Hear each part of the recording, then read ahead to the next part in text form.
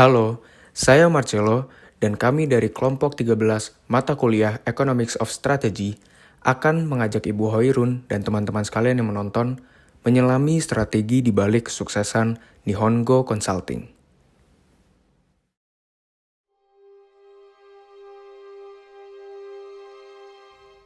Pernah nggak sih kalian berpikir, kenapa banyak orang Indonesia yang ingin bekerja atau studi ke Jepang, tapi malah gagal di tengah jalan? Nah, pada video kali ini, kita bakal bahas satu perusahaan yang bisa menjawab masalah itu.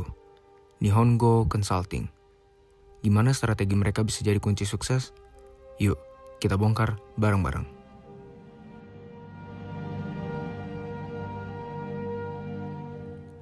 Nihongo bukan sekedar tempat belajar bahasa. Mereka hadir sebagai one-stop solution untuk pelajar dan investor Indonesia yang ingin masuk ke Jepang. Nihongo sendiri berawal didirikan oleh Danielson Paulus di Jakarta Barat, dan mereka hanya kursus bahasa Jepang awalnya. Tetapi, seiring berjalannya waktu, mereka melihat peluang besar, yaitu mereka mengintegrasikan layanan pendidikan, properti, bisnis, dan hukum dalam satu sistem layanan. Nah, dalam teori Dranov tentang horizontal integration, strategi ini merupakan strategi yang sangat tepat, di mana Nihongo memperluas layanan di sektor yang sama, bukan naik ke hulu, bukan turun ke hilir, tetapi memperluas variasi ke bidang yang saling melengkapi. Dengan kata lain, mereka memanfaatkan aset yang sama, seperti guru yang paham budaya Jepang, relasi dengan institusi Jepang, dan sistem klien untuk menawarkan lebih banyak layanan tanpa investasi besar. Hasilnya, switching cost yang meningkat yang dari awalnya rendah menjadi sedang. Klien tentu nyaman karena semua dibantu oleh satu lembaga, mulai dari belajar bahasa, bantu cari properti, sampai legalitas bisnis. Dan ini membuat Nihongo lebih unggul dibanding kompetitor lainnya. Nihongo sendiri juga menghadapi banyak tantangan seperti sunk cost dan asset specificity, karena bidang properti Jepang itu sangat khusus. Tetapi mereka berhasil mengatasi ini dengan bermitra. Selain itu, Nihongo juga bekerja sama dengan institusi seperti Kyoshin Language Academy, yang artinya mereka tidak harus bangun semuanya dari nol, tetapi sudah terbantu pada reputasi dan juga infrastruktur yang sudah ada.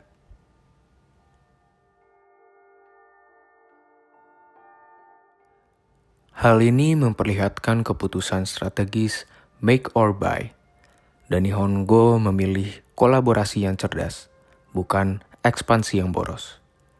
Ini merupakan langkah khas niche player. Nihongo sendiri menggunakan pendekatan needs-based positioning, yang dimana mereka melayani kebutuhan khusus pelajar dan juga investor Indonesia ke Jepang. Semua aktivitas internal diselaraskan, dari kurikulum, pelatihan staf, hingga layanan konsultasi untuk menjawab kebutuhan itu. Mereka tidak memilih jadi yang termurah. Trade-off dari Nihongo sendiri adalah kualitas dan juga kenyamanan. Nihongo sendiri tahu klien menghargai kenyamanan dibanding harga yang rendah, dan mereka harus penuhi itu dengan kualitas guru native, dukungan hukum, dan juga personalisasi yang tinggi. Semua ini bukan hanya tentang strategi, tetapi juga fit internal yang saling menguatkan. Inilah kunci utama mengapa strategi Nihongo sendiri tidak mudah untuk ditiru. Nihongo masuk ke industri konsultasi yang dikenal punya banyak hambatan masuk seperti biaya tinggi dan kebutuhan reputasi, tapi mereka menembus itu dengan pendekatan accommodated entry. Pasar ini tumbuh cepat dan masih longgar, jadi mereka tak butuh perang harga, cukup masuk dengan karakteristik unik. Pasar ini memang tidak mudah, namun Nihongo berhasil karena mereka tahu siapa targetnya. Mereka tidak menyasar semua orang, tapi hanya mengkhususkan orang Indonesia yang berkepentingan khusus di Jepang, baik studi maupun investasi. Ini menciptakan loyalitas yang lebih tinggi serta posisi tawar yang lebih kuat.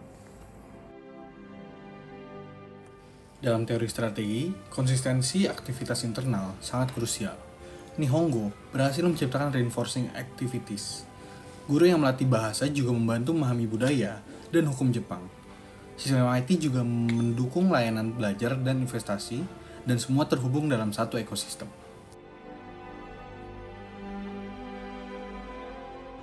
Strategi multilayanan Nihongo sudah sangat sesuai dengan teori strategi kompetitif. Namun, Nihongo tetap harus waspada terhadap perubahan pasar. Selain itu, Nihongo juga harus tetap fokus pada segmen pelajar dan investor Indonesia. Bisa juga dengan memperluas promosi melalui media digital dan strategi pemasaran online, serta lakukan evaluasi berkala terhadap tren industri dan perubahan kebijakan Jepang. Dengan kombinasi strategi fokus dan kesiapan adaptasi, kami yakin Nihongo bisa bertahan dan tumbuh dalam jangka panjang. Oke, jadi strategi marketing itu jangan sampai diremehin ya guys ya. Jadi harus diperhatikan dengan baik. Jangan sampai karena mikirnya ads itu mahal dan nggak bakal return, itu menurut saya salah. Strategi itu penting. Gimana? Menarik bukan? Nihongo Consulting hanya salah satu contoh dari banyaknya perusahaan di luar sana yang dapat memanfaatkan strategi untuk tetap bersaing di pasar. Tetapi, sebuah perusahaan sebenarnya menggunakan strategi tidak hanya untuk bersaing di pasar, tetapi untuk tetap sustain dan juga dapat beradaptasi dalam segala kemungkinan situasi. Tadi udah dengar sendiri kan CEO-nya bilang, kalau strategi itu penting.